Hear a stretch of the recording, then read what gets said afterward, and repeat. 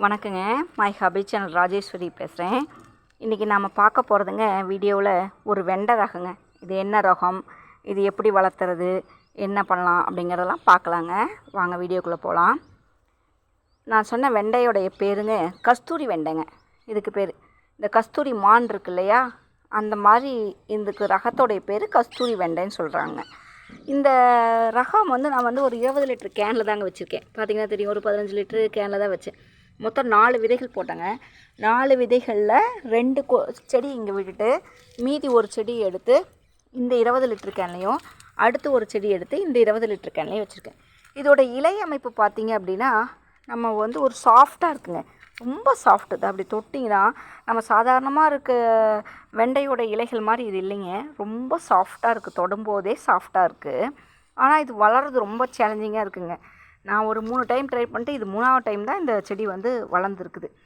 இதோடைய காய்கள் பார்த்திங்கன்னா காற்று மாதிரி இருக்குங்க. இங்கே பாருங்கள், இதுவும் ரொம்ப சாஃப்டாக இருக்குங்க. நம்ம சாதாரண வெண்டைக்காயை விட ரொம்ப டிஃப்ரெண்ட்டாக இருக்குது. நம்ம சாதாரண வெண்டைக்காயில் கிளைகள்லாம் வராதுங்க. இந்த செடியில் கிளைகள் வருது. பாருங்கள், கிளை வந்திருக்கு. கிளை இதுலேயும் பூ வச்சு காய்கள் வருது. இப்படி செடிகள் வித்தியாசமானதாக இருக்குது நமக்கு. இப்போ இந்த இதில் 2 செடி தான் இருக்குது. இப்போ பாருங்கள், காய்கள் இப்போ தான் விட்டுருக்கு. ஆனால் என்னென்னு பார்த்தீங்கன்னா, நம்ம சாதாரணமாக 60 நாளில் பூ எடுத்துரும். வெண்டை செடினா காய் வச்சிரும்.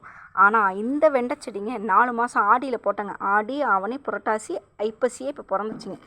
4 மாதம் கழித்து தாங்க பூ வைக்குது. நம்ம அந்தளவு இதை காத்துட்ருக்கணும் இந்த செடியில், இந்த காய்க்கு.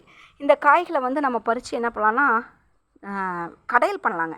நம்ம சாதாரணமாக பீக்கங்காய் கடையல் பண்ணுவோம், வெண்டைக்காயை கடையல் பண்ண மாட்டோம். ஒன்றா பொரியல் பண்ணுவோம் அல்லது குழம்பு வைப்போம், புளி குழம்பு மாதிரி. ஆனால் இந்த செடியை இந்த காயை கடையல் பண்ணுவாங்க. இது எதுக்காகனா, இந்த கம்ப்யூட்டர்லேயே உட்காந்துட்ருக்கேன், ரொம்ப ஸ்ட்ரெஸ்ஸாக இருக்குது அப்படின்னு சொல்கிறாங்க இல்லைங்களா, அவங்களுக்கு இந்த ஸ்ட்ரெஸ்ஸு போகும் இந்த காய்களை அடிக்கடி சாப்பிடும்போது அப்படின்னு சொல்கிறாங்க. டிப்ரெஷன், ஸ்ட்ரெஸ்லாம் போகும்னு சொல்கிறாங்க. இந்த செடியை வளர்த்துறதும் சேலஞ்சு தாங்க. 4 மாதங்கள் நல்லா ஊட்டம் கொடுத்து வளர்த்துனா தான் அதுக்கப்புறம் காய்களையே நம்ம பார்க்க முடியும். நாம் நினைக்கிற மாதிரி சாதாரண வெண்டை செடி மாதிரி காய்களை பார்க்குற முடியலைங்க. ரொம்ப சிரமமாக தான் இருக்குது. பாருங்கள், இந்த செடியிலையும் இப்போ தான் மூக்கு வைக்குது. இன்னும் இதில் இன்னும் காய்கள் வரல. இந்த செடிகளை நான் எடுத்து வச்சேன்னு சொன்னீங்கன்னா, நாற்று மாதிரி எப்போயுமே வெண்டை செடி எடுத்து வைக்கக்கூடாது. இருந்தாலும் நான் செடி வளர மாட்டேங்குதேன்னு சொல்லிட்டு ஒரே இதில் 4 போட்டேங்க. இதில் காய் வச்சுருக்கு. அப்புறம் என்ன பண்ணுறது, ஒரே இதில் இந்த செடி பெருசாக வளருமே, என்ன செய்கிறது அப்படின்னு ஒவ்வொன்றுலையே எடுத்து போட்டேங்க. எடுத்து வச்சேன். பாருங்கள், இந்த கிளைகள் இந்த கிளைகள்லேயும் பூ வந்திருக்குங்க. எல்லா இடத்துலையும் மொக்கு வந்திருக்கு. காய்களும் அப்படியே வைக்க ஆரம்பிக்குதுங்க. இந்த செடிகளையும் விதைகளுக்கு நான் விட வேண்டுங்க. ஃபஸ்ட்டு வர விதைகளை விடக்கூடாது. அதனால் ஃபஸ்ட்டு வர காய்களை பறிச்சுட்டு அப்புறம் தான் இருக்கணும். ஆனால் இது முத்திருச்சா இல்லையாலாம் கண்டுபிடிக்க முடியலைங்க. இப்போ சாதாரணமாக வெண்டைக்காயை நுனியை ஒடிச்சு பார்ப்போம். இது அந்த மாதிரி பண்ண முடியல. ஒரு காற்று மாதிரி இருக்குங்க.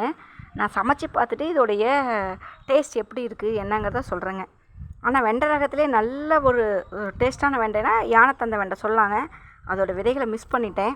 யாராவது இருந்ததுன்னா கமெண்ட் பண்ணுங்கள். நான் கஸ்தூரி வெண்டை விதைகளை மாற்றி ஷேர் பண்ணிக்கலாம். நன்றிங்க. My hobby channel Rajeswari.